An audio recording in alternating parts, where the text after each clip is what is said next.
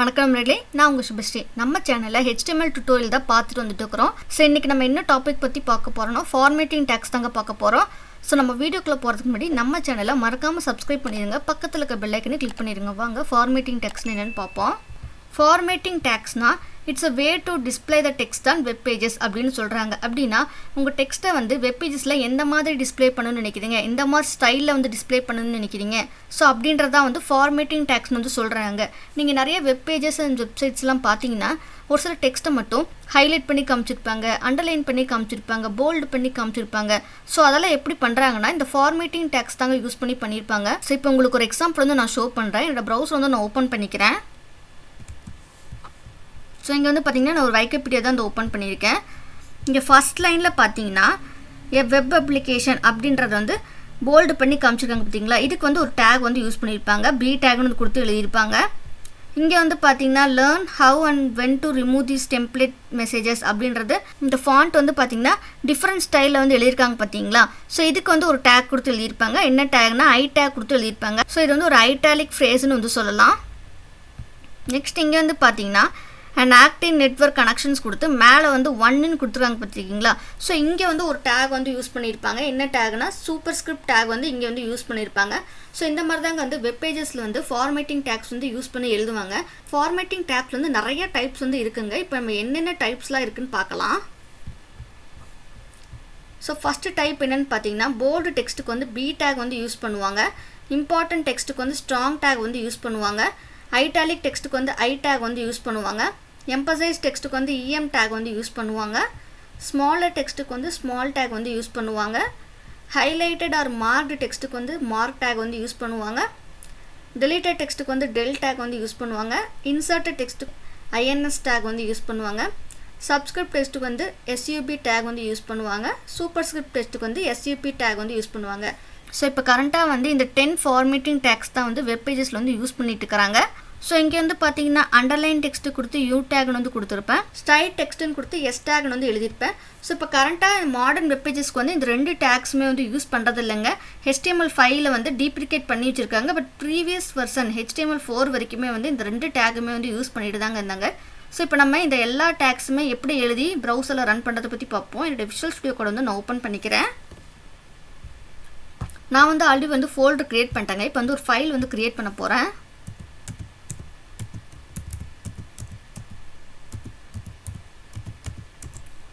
File create பண்ணிட்டு இப்போ வந்து Shift+1 கொடுத்துக்கிறேன். டைட்டில் டேக் வந்து டைட்டில் எழுதிக்கிறேன்.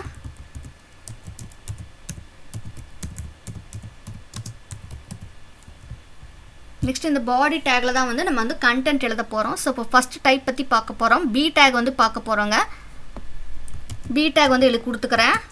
இது வந்து கண்டென்ட் வந்து எழுதிக்கிறேன்.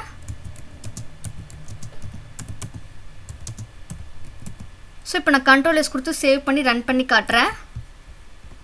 ஓப்பன் வித் லைவ் சர்வர்னு கொடுத்துக்கிறேன். ஸோ இங்கே வந்து பார்த்தீங்கன்னா ப்ரௌஸில் வந்து திஸ் இஸ் போல்டு டேக் அப்படின்னு வந்து எனக்கு வந்து டிஸ்பிளே இருக்குது. பி டேக்கில் கொடுத்தது. நீங்கள் வந்து உங்கள் வெப் பேஜஸில் வந்து உங்கள் டெக்ஸ்ட்டை வந்து போல்டு பண்ணி காட்டணும்னு நினச்சிங்கன்னா நீங்கள் வந்து பி டேக் வந்து யூஸ் பண்ணிக்கலாம். ஸோ இது வந்து ஒரு ஃபிசிக்கல் டேக்னு வந்து சொல்லுவாங்க. ஸோ நெக்ஸ்ட்டு ஸ்ட்ராங் டேக்னா என்னென்னு பார்ப்போம்.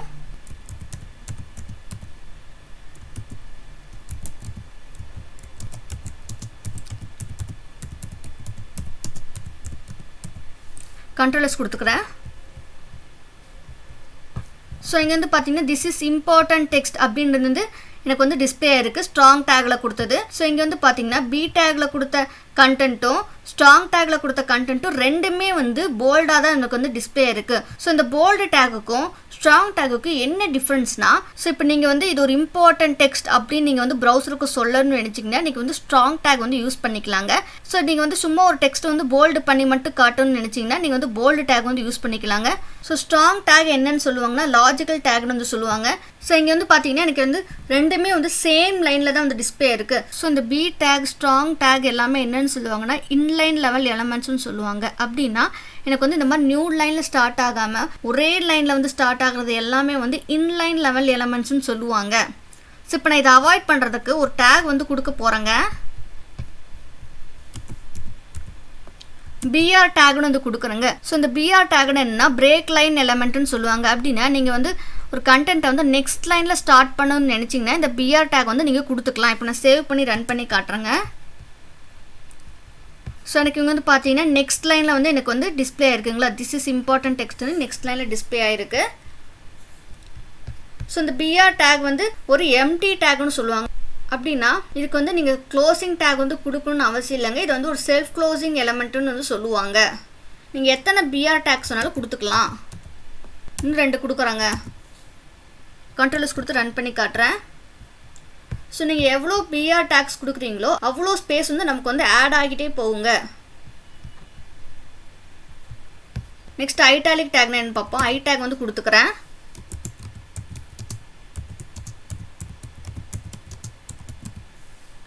கண்ட்ரோல்ஸ் கொடுத்துக்கிறேன். இங்கே இது பார்த்தீங்கன்னா திஸ் இஸ் ஐட்டாலிக் டேக் அப்படின்னு இந்த டெக்ஸ்ட் பார்த்தீங்கன்னா எனக்கு டிஃப்ரெண்ட் ஸ்டைலில் வந்து டிஸ்பிளே இருக்குங்களா.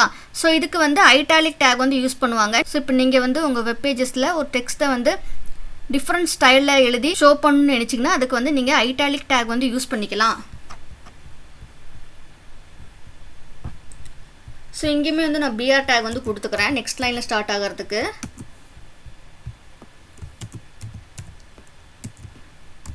நெக்ஸ்ட் டைப் பற்றி பார்ப்போங்க. எம்பசைஸ்டு டேக்னு என்னென்னு பார்ப்போம். அதுக்கு வந்து இஎம் டேக்னு வந்து கொடுத்துக்கோங்க.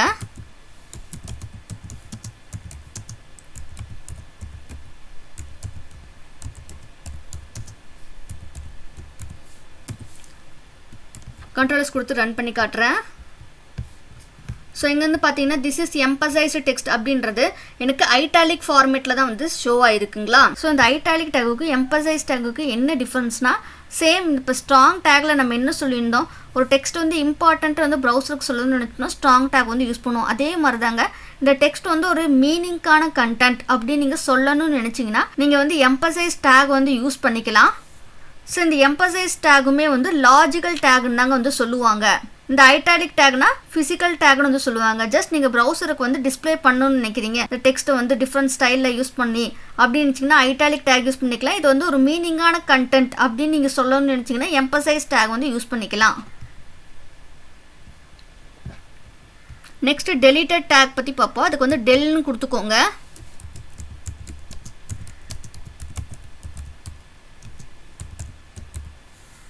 கண்ட்ரோல்ஸ் கொடுத்துக்கிறேன்.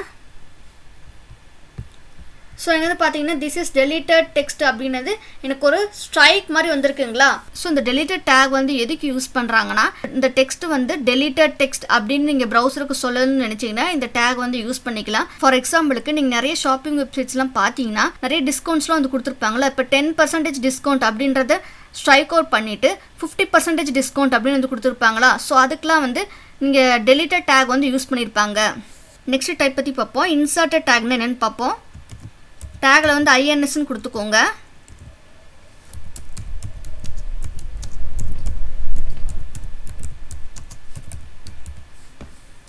கண்ட்ரோல்ஸ் கொடுத்துக்கிறேன். ஸோ இங்கே வந்து பார்த்தீங்கன்னா திஸ் இஸ் இன்சர்ட்டட் டெக்ஸ்ட்னு அண்டர்லைனில் வந்து எனக்கு டிஸ்பிளே இருக்குது. ஸோ இப்போ நீங்கள் ஒரு டெக்ஸ்ட்டை வந்து நியூவாக இன்சர்ட் பண்ணி அதில் எழுதணும்னு நினச்சிங்கன்னா இந்த இன்சர்ட் டேக் வந்து யூஸ் பண்ணிக்கலாம். ஸோ ப்ரௌசர் வந்து அந்த டெக்ஸ்ட் வந்து நமக்கு வந்து ஒரு அண்டர்லைனில் வந்து டிஸ்பிளே ஆகி காட்டுங்க. நெக்ஸ்ட் சப்ஸ்கிரிப்ட் டேக்னா என்னென்னு பார்ப்போம். நான் ஃபஸ்ட்டு இங்கே வந்து ஒரு பேராகிராஃப் டேக் வந்து எழுதிக்கிறேங்க உங்களுக்கு புரியணுன்றதுக்காக.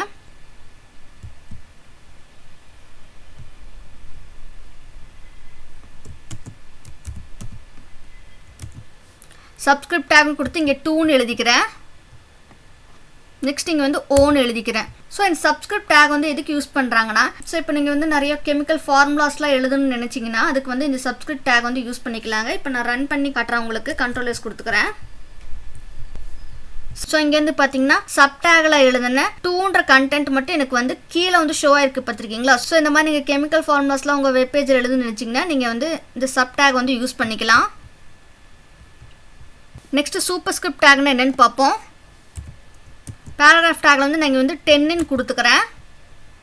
நெக்ஸ்ட் இங்கே SUPன்னு டேக்கில் கொடுத்து 2ன்னு கொடுத்துக்கிறேங்க. ஸோ இந்த சூப்பர்ஸ்கிரிப்ட் டேப் வந்து எதுக்கு யூஸ் பண்ணுறாங்கன்னா நீங்கள் வந்து மேத்ஸ் ஃபார்முலாஸ்லாம் வந்து எழுதணும்னு நினச்சிங்கன்னா இப்போ வந்து நீங்கள் 10^3 10^2 இந்த மாதிரிலாம் எழுதுன்னு நினச்சிங்கன்னா நீங்கள் வந்து சூப்பர்ஸ்கிரிப்ட் டேக் வந்து யூஸ் பண்ணிக்கலாங்க. இப்போ நான் கண்ட்ரோல்ஸ் கொடுத்து ரன் பண்ணி காட்டுறேன். ஸோ இங்கே வந்து பார்த்தீங்கன்னா சூப்பர்ஸ்கிரிப்டில் எழுதின டெக்ஸ்ட் வந்து எனக்கு மேலே வந்து பவரில் வந்து டிஸ்பிளே இருக்குது பார்த்தீங்களா 10 பவர் 2ன்னு வந்து இந்த டிஸ்பிளே இருக்குது பாருங்கள். ஸோ இப்படி தான் வந்து சூப்பர்ஸ்கிரிப்ட் டேக் வந்து யூஸ் பண்ணுவாங்க. நெக்ஸ்ட் மார்க் டேக்னு என்னென்னு பார்ப்போம்.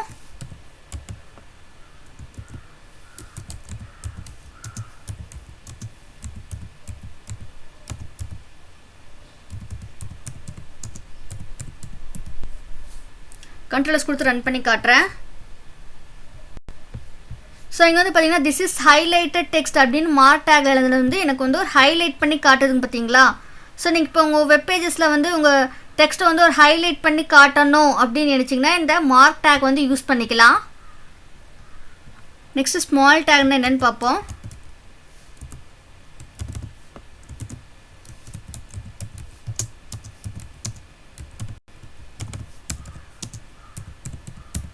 நான் கண்ட்ரோல்ஸ் கொடுத்து ரன் பண்ணி காட்டுறேன். ஸோ இங்கே வந்து பார்த்தீங்கன்னா இந்த டெக்ஸ்ட் வந்து பார்த்தீங்கன்னா எனக்கு ஸ்மால் சைஸில் வந்து டிஸ்பிளே இருக்குது பாருங்கள் ப்ரௌசரில். ஸோ நீங்கள் ஒரு டெக்ஸ்ட்டை வந்து நீங்கள் ஸ்மால் சைஸில் டிஸ்பிளே பண்ணி காட்டணும் அப்படின்னு நினச்சிங்கன்னா உங்கள் வெப் பேஜில் நீங்கள் வந்து இந்த ஸ்மால் டேக் வந்து யூஸ் பண்ணிக்கலாம். நெக்ஸ்ட் அண்டர்லைன் டேக் பற்றி பார்ப்போம். அதுக்கு வந்து யூன்னு நான் கொடுத்துக்கிறேன்.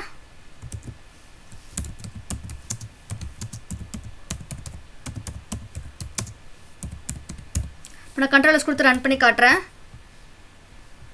ஸோ இங்கே வந்து பார்த்தீங்கன்னா திஸ் இஸ் அண்டர்லைன் டெக்ஸ்ட் அப்படின்றது அண்டர்லைன் பண்ணி எனக்கு காட்டியிருக்கீங்களா. ஸோ நீங்கள் வெப் பேஜஸில் வந்து உங்கள் டெக்ஸ்ட் வந்து அண்டர்லைன் பண்ணி காட்டணும் அப்படின்னு நினச்சிங்கன்னா இந்த யூ டேகை வந்து யூஸ் பண்ணிக்கலாம் நீங்கள். நெக்ஸ்ட் ஸ்ட்ரைக் டேக் பற்றி பார்ப்போம். அதுக்கு வந்து எஸ்ன்னு நான் கொடுத்துக்கிறேன்.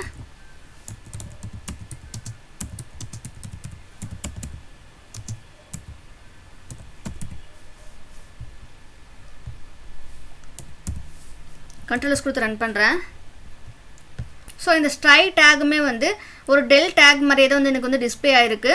திஸ் இஸ் ஸ்ட்ரைக் டெக்ஸ்ட்னு ஒரு கோடு வந்து எனக்கு போட்டு டிஸ்பிளே ஆகிருக்குங்களா. ஸோ இந்த ஸ்ட்ரைக் டேகுக்கும் டெல் டேகுக்கும் என்ன டிஃப்ரென்ஸ்னால் ஸ்ட்ரைக் டேக்னா வந்து இது வந்து டெலிட்டட் டெக்ஸ்ட்னு வந்து ப்ரௌசருக்கு வந்து சொல்லாதுங்க. ஸோ இந்த ஸ்ட்ரைக் டேக் வந்து எதுக்கு யூஸ் பண்ணுறாங்கன்னா இது வந்து கம்ப்ளீட்டாக டெலிட்டட் டெக்ஸ்ட் இல்லை பட் நோ லாங்கர் நீடட் அப்படின்னு சொல்கிறதுக்காக நம்ம வந்து இந்த ஸ்ட்ரைக் டேக் வந்து யூஸ் பண்ணுவோம். ஸோ இப்போ நம்ம எல்லா டைப்ஸுமே வந்து பார்த்தாச்சு. இப்போ நான் வந்து பிஆர் டேக் வந்து கொடுத்துக்கிறேன். எனக்கு வந்து நெக்ஸ்ட் லைனில் டிஸ்பிளே ஆகணுனுக்காக.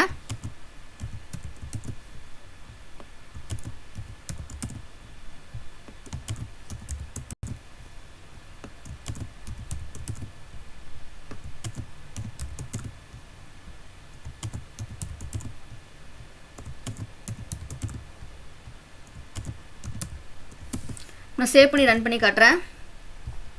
ஸோ எனக்கு எல்லாமே வந்து நெக்ஸ்ட் லைனில் வந்து டிஸ்பிளே ஆகிருக்கு. ஸோ அவ்வளோதாங்க இந்த வீடியோவில் ஃபார்மேட்டிங் டேக்ஸ்னு என்னென்னு பார்த்தோம். ஃபார்மேட்டிங் டேக்ஸில் என்னென்ன டைப்ஸ் இருக்குன்னு பார்த்தோம். ஸோ உங்களுக்கு ஏதாச்சும் டவுட் இருந்தால் கமெண்ட் செக்ஷனில் மறக்காமல் கமெண்ட் பண்ணிடுங்க. அடுத்த வீடியோவில் நான் உங்களை சந்திக்கிறேன். அது வரைக்கும் நன்றி நண்பர்களே.